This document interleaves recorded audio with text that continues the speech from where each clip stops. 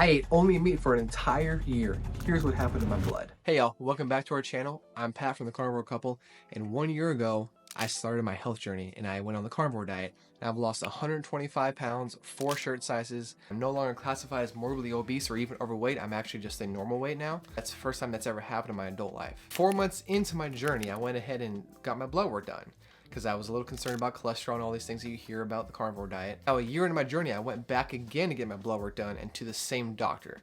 And when I walked in, he was shocked. He's like, "You lost 70 pounds since the last time you were here?" It's good to hear that. He's like, "You're no longer even overweight. You're at a healthy weight. You're doing well. Like, you don't change anything you're doing phenomenal." It was great to see his face and be like, "Whoa, you're so different. You lost so much weight and you're a lot more healthy than you used to be." So in this video, we're gonna look at how my blood work was in 4 months versus 1 year.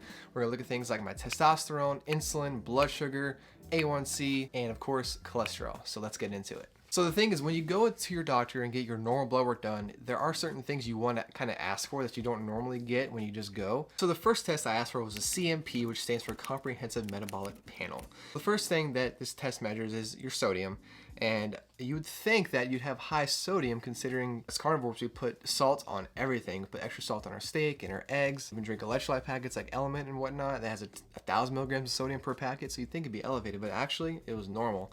4 months, my sodium was 137. 1 year was 138, so that's all good. My potassium levels at 4 months was 4.1.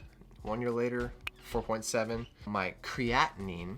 And if you have high creatinine levels, you may have a problem with your kidneys. So this is kind of a test they do to test how your kidneys are functioning overall. Mine was fine, 0.8 milligrams per deciliter at 4 months and 0.8 at 1 year. Calcium was 9.8 at 4 months, 9.7 1 year, completely normal again. Fasting blood sugar at 4 months in was actually 103, which is just slightly high. You really want 100 or below. 1 year and I was at 100 milligrams per deciliter. Could be because I had some artificial sweeteners a few days before that. It could be anything, but it wasn't elevated at all. So I was good with that. Everything checked out with my CMP. The next test that I asked for specifically was my homocysteine levels. The amount of homocysteine in your blood is a direct correlation to your risk of cardiovascular disease. And if you have high or elevated homocysteine levels, you're at a greater risk of cardiovascular disease. Mine was 7.5 millimoles per liter. The reference range is 5 to 15. I was right in the middle of the reference range, actually in the lower end of the reference range. So I'm happy with that. According to my homocysteine levels, I'm not at risk for cardiovascular disease. The next test that's extremely important to ask for, especially if you're worried about insulin sensitivity or insulin resistance or diabetes or pre-diabetic, is your fasting insulin. Now, this will tell you if you're, again, insulin resistant or insulin sensitive. Ideally, you want to be insulin sensitive. So the lower the number, the better.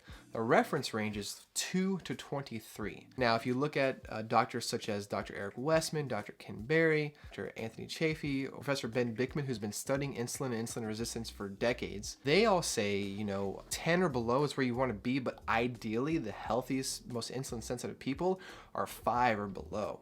So at 4 months in, I was 9. So I was still below that 10 point. But this is something that I wanted to improve over time, because I was always been worried about type 2 diabetes, because that's something that runs in my family and I was really concerned about it. At 1 year in, I was at 5. So I'm very happy with this number, and it's a huge improvement that just tells me that I'm actually insulin sensitive instead of insulin resistant. The next test that you actually have to ask for, especially if you're not diabetic, is your A1C. Your A1C is a test that tells you what your average blood glucose was over the last 3 months. It also is a measurement they use to see if you are type 2 diabetic or not. So one of the things in this test is your average blood glucose over the last 3 months. Normal range for this is 65 to 110.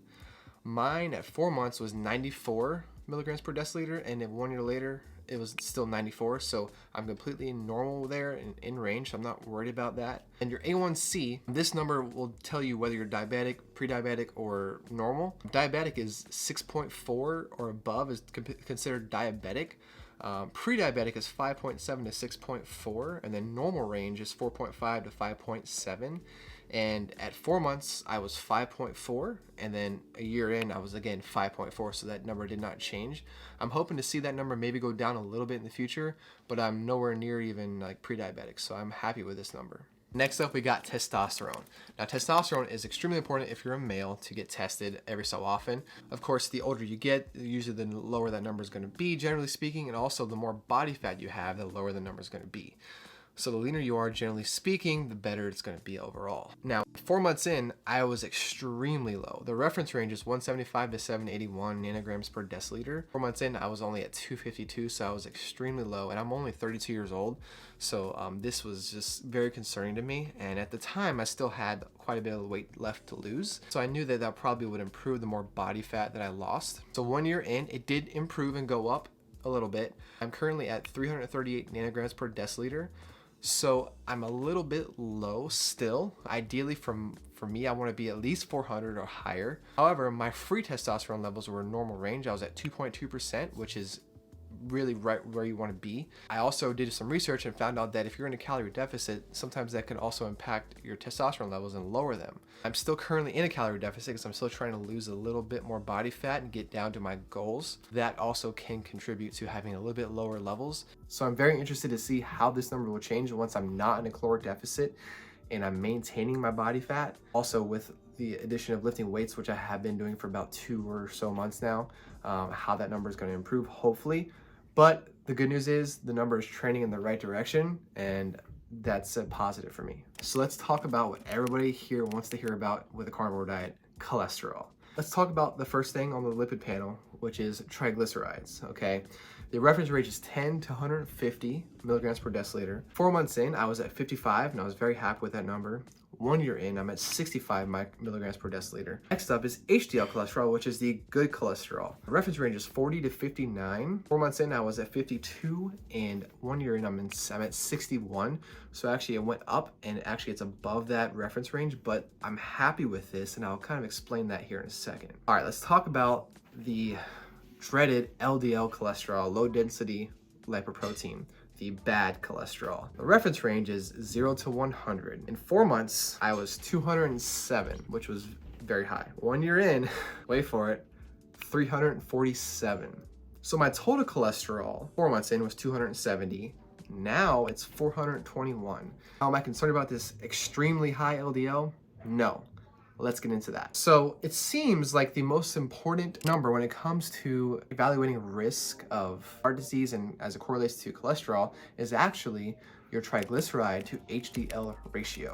And research has shown that people with the highest ratio of triglycerides to HDL actually have a 16% increase in their risk of cardiovascular disease versus those who have a lower ratio of triglycerides to HDL. Question is, what is the ideal ratio for triglycerides to HDL? Well, anything 4 to 1 or higher is very high risk. 3 or lower is moderate risk. 2 to 1 is low risk. Anything 1 or less is optimum. 4 months in, my ratio was actually 1.5, so I was very happy with that. 1 year in, my ratio was 1.0, so it's trending down. Even though my triglycerides and HDL went up, the ratio actually went down, so I'm very happy with that number. Let's talk about another reason why I'm not really concerned about my sky-high LDL. There's something called a lean mass hyperresponder phenotype, and this is actually discovered by Professor Dave Feldman. What this means is basically you have high HDL, low triglycerides, and extremely high LDL cholesterol if you've been on a low-carb diet for any period of time. So to get more scientific about it, Journal of Clinical Lipidology recognized this phenomenon and defines a lean mass hyperresponder based on the following criteria. Baseline LDL prior to carbohydrate restriction was typically normal. Degree of LDL elevation is inversely related to a BMI with a low triglyceride to HDL ratio, which is exactly what's going on with me. There are no shared genetics with familial hypercholesterolemia, which I do not have. Also, this presents in context of otherwise low cardiometabolic risk factors, such as low triglycerides to HDL ratio, low blood pressure, low waist to hip ratio, and high insulin sensitivity, which in my situation,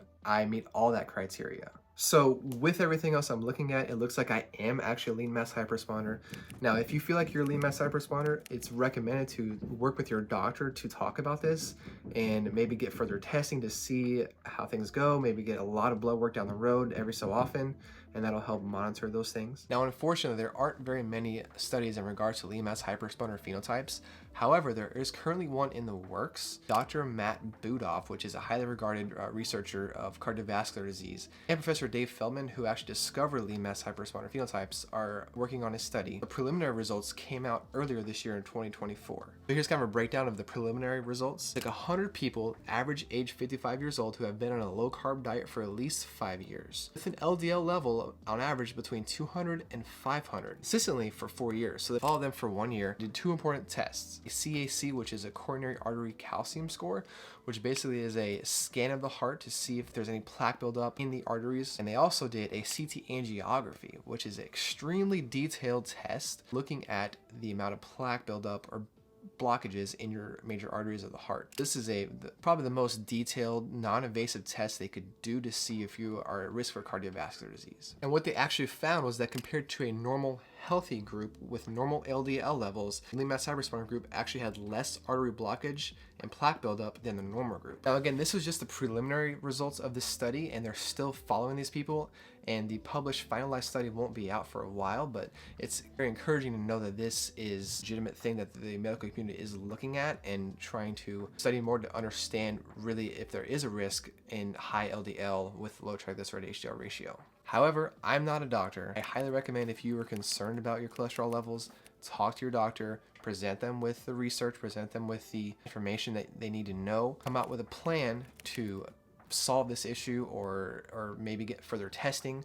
I know for me, what me and my doctor discussed, going to get an NMR lipid panel, and what that is going to look at the actual particle sizes and the quality of the LDL cholesterol. Ideally, you want more of the light, fluffy cholesterol, LDL cholesterol, and less of the hard, dense cholesterol. That's going to be what causes the plaque buildup and increases your risk of cardiovascular disease. And I may also get a coronary artery calcium scan, CAC score, to see what my overall risk is of cardiovascular disease as well. If you would like more information about cholesterol, I highly recommend reading the book, The Cholesterol Myths. It's written by a medical researcher who has studied cholesterol for many, many years. It covers subjects like how the current LDL guidelines, how they came to be, and how having higher LDL cholesterol over the age of 60 is actually a good thing and may help you live longer. So if you're interested, well, the link for that book will be in the description. Now, overall, it looks like I'm actually a lean mass hyperexponder. I fit all the criteria perfectly: extremely high LDL, high HDL, low triglycerides. My triglyceride to HDL ratio is very low, and I have normal blood pressure, low waist circumference, normal BMI. Everything looks great with that. I'm insulin sensitive, so I'm really not too concerned about my risk for cardiovascular disease, even though I have really high LDL. So when my doctor saw these numbers, he actually did not recommend statins this time, which is great because we had talked about this in depth when I was there for the appointment. But he actually said to not change anything I'm doing. Health has gotten a ton better even since 4 months in. Basically, he said, don't change a thing, you're doing phenomenal, and I will get that further testing, but at the end of the day, you're doing great. So that has been my blood work results after eating only meat for 1 entire year. If you've enjoyed this video or found it helpful, please do me a favor and hit that subscribe button if you're not subscribed. Maybe smash that like button. We really appreciate that. It really helps us out. We will see y'all next time. Stay strong.